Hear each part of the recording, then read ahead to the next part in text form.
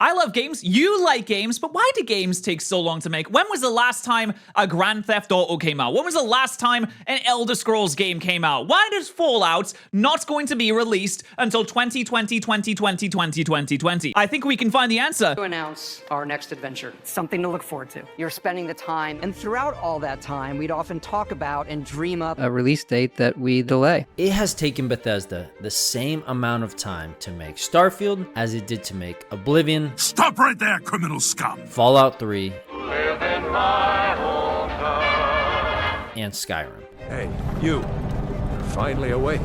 That's mind-boggling. I could say, I think one of the main reasons is because it's a new universe that they had to build from the ground up, and it's got some pretty interesting things inside of it. I love the art style, but it is quintessentially a Bethesda game. They did have to redo the engine, so that would probably make it take a little bit longer as well, but they probably redid the engine on, like, from Oblivion to Skyrim. They redid it a little bit, they rejacked it. They're still using the same engine, the creation engine that they've been using since Morrowind, I think. It's just been updated and updated and updated and made better and better and better and better and better. But man, it really does break my heart when I realize that I'm not going to get another Fallout game until maybe I'm almost in my 40s. I'm 27 now. How is this a thing? I'm 27 now. I'm not going to be able to go to Fallout to do things in Florida until I'm pushing 40. These 3 games are some of the greatest of all time, with Skyrim often being placed in the top 10. At number 1, Skyrim. I often wonder why Skyrim gets placed higher than Oblivion, but I'm a nostalgia fiend for Oblivion. I originally started with Oblivion. I remember my first ever playthrough of Oblivion.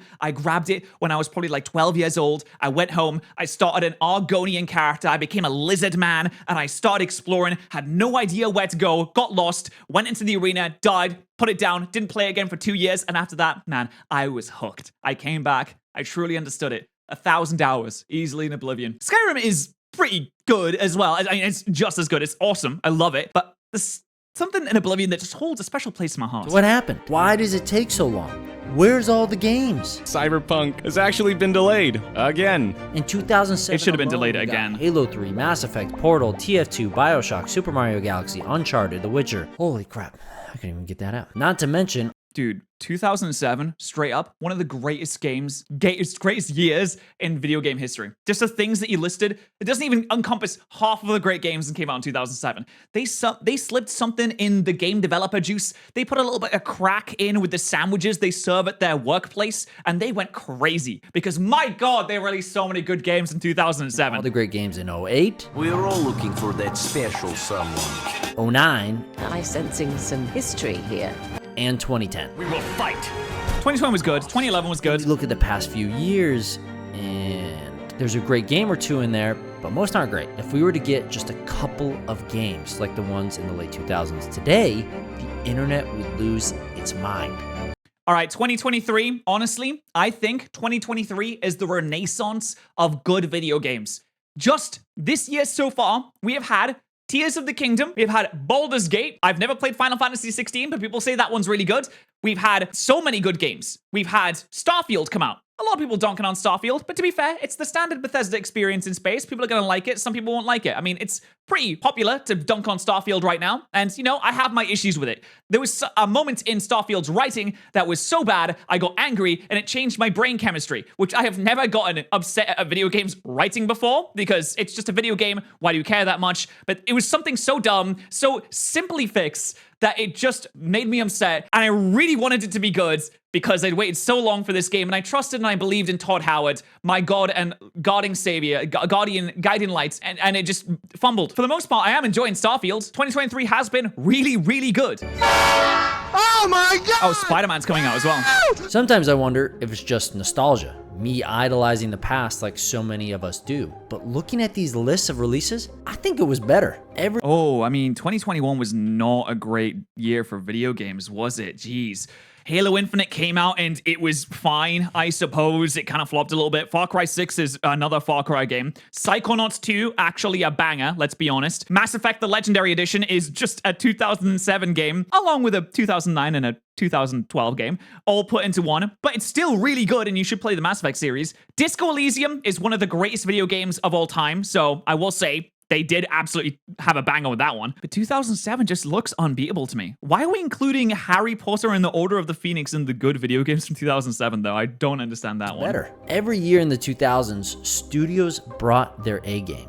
They had new ideas. Games felt fresh and different. If I wasn't screwing around in a warthog or jumping off buildings into hay bales, I was flying through portals and running around on tiny planets. Every disc was unique, and I couldn't get enough. This really was the golden age, with new worlds and Remember rhythm experiences games? to explore every month. No wonder I had no money as a teenager. Every minimum wage paycheck I had was spent on games, Xbox Gold, or cool horse armor in Oblivion. But Dude, you bought the horse armor? That's crazy. I remember when I started YouTube in 2012, the only thing that I did with the YouTube money that I made, and I did not make much. It took about a year and a half for me to start monetizing any videos, and I made £30 a month. And all I could think was, wow, it is incredible that I can buy one game per month with this YouTube money. Bethesda and so many others were at the top, and we didn't realize how good we had it till it was gone. Sadly, things are quite different now. While there are more options than ever, they aren't coming from the big studios. Between 2003 and 2013, Rockstar released 26 games. But between 2013 and 2023, they released 3. One of Does it even count that one of them is a remaster of video games that they've already released? which was a remaster collection. Others Yeah. may not have decreased their numbers of releases like Bethesda and Rockstar, but the games these studios do release are really just the same experience with a new coat of paint. I think Bethesda has reduced the amount of video games that they release. I mean, if you look at Fallout, okay, so starting from Fallout 3, like we had Fallout 3 in 2008, then we had Fallout New Vegas in 2010, then we had Fallout 4 in 2015, and that was the last Fallout release. 76 doesn't count. That was the last Fallout release. We're not going to get another one. It's now 2023. We're not going to get another one till at least 2030.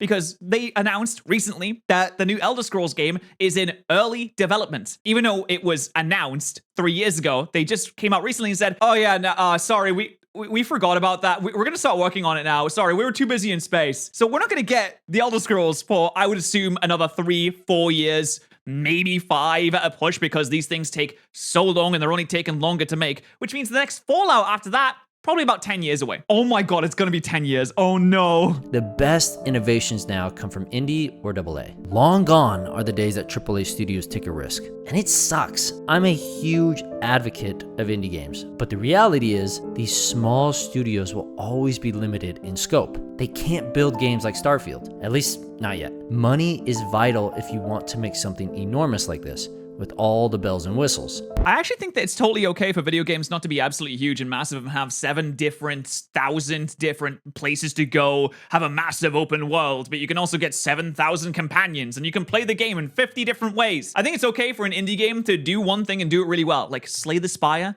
so good. Hades, so good. They're fine. They're great. They're some people's favorite games ever. They're so fun to play because they were just knuckle down and they were like, listen, boys, we're going to do one thing and we're going to do it good. And they did it. They did one thing. They did it great. And everybody loves it because of that. Disco Elysium sat down and said, listen, we're not going to have gameplay. In this game, we don't need gameplay. What we need is to write words. Write words so good that people will forget that there's no gameplay in this. And Disco Elysium was one of the greatest games that's ever been created because it's just so good. They did that one thing really, really well.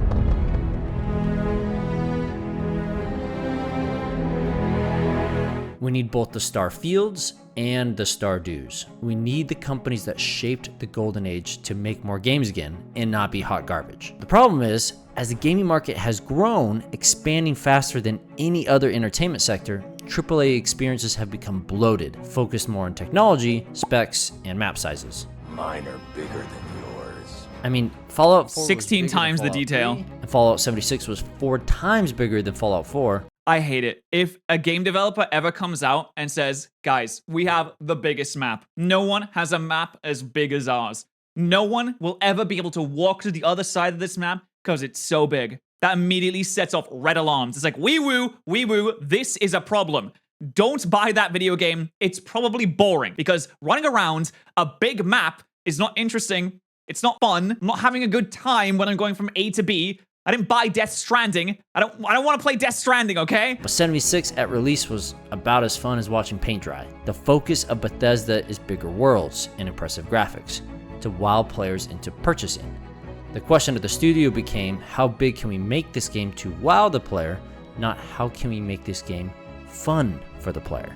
As soon as Todd Howard went on that stage and said Starfield has 1,000 planets, I just thought to myself, 996 of those are going to be fucking pointless. You're going to be able to land on it, and it's going to have procedurally generated things. You can go over there. You can go in that cave over there. You see that cave? You can go in it. What's in the cave? Oh, well, there's rocks in the cave. Oh, okay. Well, I guess I'll leave. I'll go to the procedurally generated outpost. What's at the outpost? It's NPCs that give you a procedurally generated quest.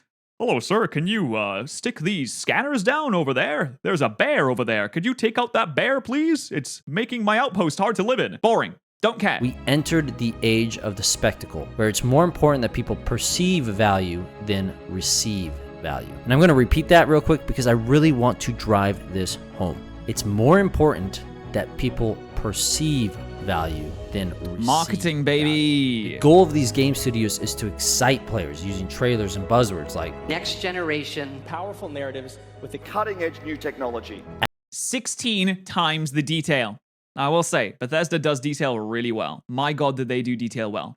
Starfield's one of the most detailed games I've ever played, and my God, is it pretty. It's so pretty. You can get down to the nitty-gritty of it. It's a very pretty game. As humans, we hear these things and we get excited. Shut up and take my money. Ready to just throw our hard-earned cash at what looks good. We think we are logical creatures, but we aren't. So much of what we do and buy is based off of how we feel. I bought an under-the-desk treadmill the other day, telling myself I'll get my fat ass moving while I work. I've used it once. Oh, I have one under the desk treadmill. It's actually really good because you can play video games while you're walking. It's great. Caught up in this idea that I'll get in shape, and I somehow got sold that I could do it while I work. This is the problem all these studios have. They're so focused on what sounds good versus what is good. Which brings us to Starfield. Humanity has always hunted for knowledge in the unknown. The next spectacle from Bethesda. The problem with Starfield is I keep finding myself engaging in the bad parts while I'm trying to enjoy the good parts. Every time there's a good part that comes up and I'm like, ooh, I'm having fun now. Space, let's go, baby. There'll be a thing that I don't like just crop up. It'll be an NPC with bad writing. It'll be a silly little bug that usually Bethesda goofy bugs are totally okay and I'm 100% behind them. But it'll be an annoying one. Or it'll be a gameplay aspect that just is boring and isn't interesting. Like, someone will tell me to go and gather 7 flowers. And I'll just say, no, I don't want to do that. That's not very interesting. I was really loving this space battle I was in. Now you want me to get flowers. Like most Bethesda games, Starfield has the RPG mechanics we've grown to love, but on a galactic scale. With thousands of planets to explore, there's an endless amount of indigenous life to discover. The size of this game is absurd. Although Starfield is Bethesda's first new IP in 25 years, Todd Howard described the game as Skyrim in space. The thing is, it's not really Skyrim in space because you can't explore in the same way that you could explore Skyrim. The whole exploration aspect of Skyrim is you are in a map, you get plopped down, and you can go anywhere that you see. And everywhere that you go is handcrafted, and it is put there purposefully in order for you to find it. But with Starfield, that's not true because there's 1,000 planets. It would be impossible to model 1,000 planets with interesting things at every corner, so they procedurally generate it instead. And AI generation or procedural generation is boring. It's not interesting to play in because it's not handcrafted, it's not purposefully placed there, and it's just got ridiculous standard stuff that you won't really care about. It's big, but it's not fun, so why would I care about how big it is if I'm not gonna play any of it? Hinting at what's really happening. Like Skyrim, Bethesda is trying to make another forever game with Starfield. You see, many people view Skyrim as a masterpiece, a world where players can return again and again, constantly finding new ways to play, from mods to special challenges to other things. Doug the game mentioned became a forever game and is considered a masterpiece, not because of the developers, but because of the community. Skyrim was just like every other Elder Scrolls game. Fun, innovative, and riddled with bugs. But what made this game so different was that Bethesda unintentionally made it a sandbox. Speaking of the bugs, do you guys think that Bethesda intentionally did not fix bugs, the funny ones, because they wanted it to have that slight bit of Bethesda jank? Like, they would fix the game-breaking bugs where they found them, but they would leave those ones where the NPC would run off a cliff by accident and then spawn back where they were before, or they would, like, turn upside down, or a body would fly through a roof. Then they were like, no, let's leave that one in. We don't have to fix that one. A place for players to build whatever they said could that? imagine Did they? in the world of Tamriel. But unlike so many mod-based sandbox games before it, Half-Life, Doom, Portal. This time you had a whole world and cast of characters to mess around with. It's why the game had such an incredible lifespan. I don't see anyone playing Oblivion 50 times, even though I think it has a better story than Skyrim. Whoa, okay, hold on. I'm gonna stop you right there. That is not true. I have played Oblivion just as much, if not more times than Skyrim.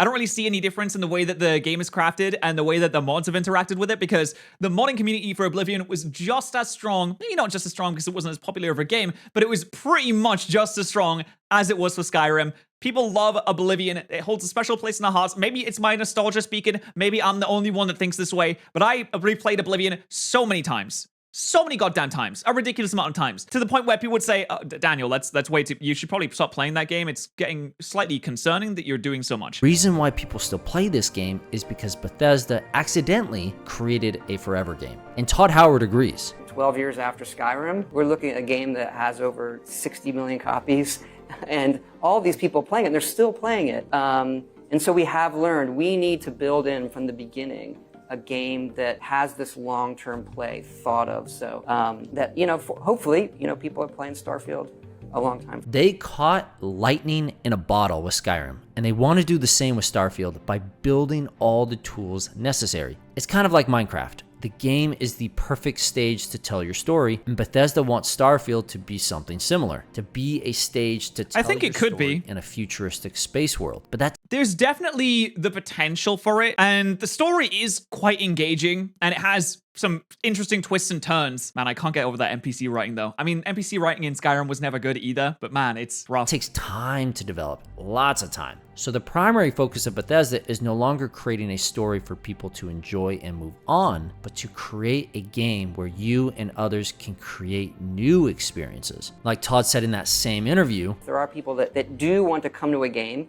do the main story, and feel that, okay, I've won. I can now do something else. I think that's okay too. That's okay too that people want to play the game and move on, as Todd says, but that's not the goal of Todd and Bethesda. So Starfield isn't just Bethesda's biggest and latest game. It's their next forever game. And AAA studios, now more than ever, want to make forever games. Oh yeah, they absolutely do. Every single games as a service, it's not my thing. I have to avoid it. Things like Anthem and, I mean, even Fortnite to an extent, I suppose, but games as a service in general, like Destiny, just does not appeal to me. I don't like the idea of you buy a game and it's like fine when you release it, but oh, we're gonna add so much content. We're gonna do Avengers games of a service. We're gonna do Guardians of the Galaxy, guys. We're gonna do the Batman allies, and everyone tries to make their game a game that just lasts forever. Why? Why is it not okay for a video game to just end? Even with Starfield's not a game that relies on microtransactions, but a lot of these games of a service as a service model, it relies on people coming back and buying things over and over again.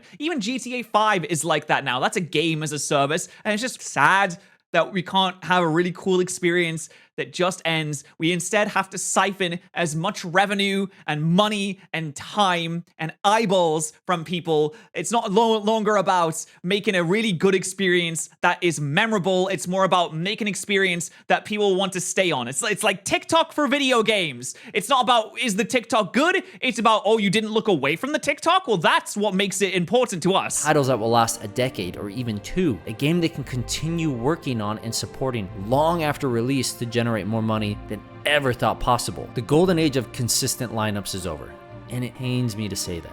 Whether we like it or not, these forever games are here to stay, and they take a long time to make. It's why we still don't have GTA 6, and why we are probably 5+ years away from playing the next Elder Scrolls game. So sad to hear. The reason why we have GTA 6 is because Shark Cards did so well on GTA Online. They just make so much money. And if they make so much money from it, like, why would they even change? They're just printing revenue. They're gonna make GTA 6 soon because they want to have a new multiplayer aspect. And they're trying really hard not to fumble the bag on that. If they fumble the bag, if Rockstar doesn't make a multiplayer concept or aspect that hooks people in and gets them spending money just as much as GTA 5 did, those investors, they're gonna be pissed. They're gonna say, listen, we thought more money was coming. Where's the money? Oh, you made a good game? Don't care. Where's the money? Even though it was announced 5 years ago. This is also why Starfield was announced so early in its development. While the team at Bethesda has been passionate about this project for a decade, it's still a new property, and it's likely they needed to test the market and players' reception. I really like when game developers announce a game that is coming out this year. When they did that with Fallout 4, they came to E3 in June and said, we have Fallout 4, 4 times the detail, power armor. It's Boston, guys. And then they said, it's coming out in November. 5 months. That's all you had to wait. 5 months. And Fallout 4 sold really well, so it's not like it's a good marketing tactic. You don't have to know about something for years and years and years, because eventually you're just going to get bored and forget about it anyway. I really love it when you don't have to wait for years and years and years, but I think with Starfield, they kind of had to do that, because it was a new IP, they had to drum up interest, they had to drum up hype, and then they had to delay it a few times because it's so big that they needed to in order to release an actual functioning game. And they probably saw what happened to Cyberpunk, was like, yeah, I don't want that actually. Carefully gauging how people responded to the trailers and gameplay. They were testing the waters to see if players would spend 10 plus years playing it like Skyrim. But perhaps we're letting scope and technology dictate too much. There's an important space for massive, sprawling spectacles that take many years to create. But there's also a space for AAA games that I play through once or twice and move on. I don't need large, sprawling worlds. Give me something small, but packed full of interesting people. Give me the linear games of the 2000s that took 2 years to develop and 2 days to complete. Although I'm excited to play Starfield, I can't help but feel nostalgic about a time when games were announced and released in the same year. A time when games didn't take forever to make. Give me more Bioshocks. Bioshock, one of my favorite games of all time, if not my favorite game of all time. It's a 10-hour romp, but it is meticulously detailed. It is amazingly written, and it is fantastic from start to finish. And there's no multiplayer component that will keep you coming back with microtransactions. It just is a really good world that was made well. I want more Bioshocks from big companies. You can do it. It's okay if you can release more video games that way too, because if the games are shorter, if the maps are smaller, if the quests are more concise and have more attention to detail, then you can pump them out faster, surely, as well. All right? I'm trying to appeal to their money sense. That was an awesome video. I love discussing this kind of thing. I think it's absolutely fantastic. I'm going to subscribe to Going Indie so I can watch their future videos, and I would highly encourage that you do the same thing, because the editing was absolutely fantastic. And I think they made a lot of very good points here as well. But let me know, do you like video games? Do you want to play them?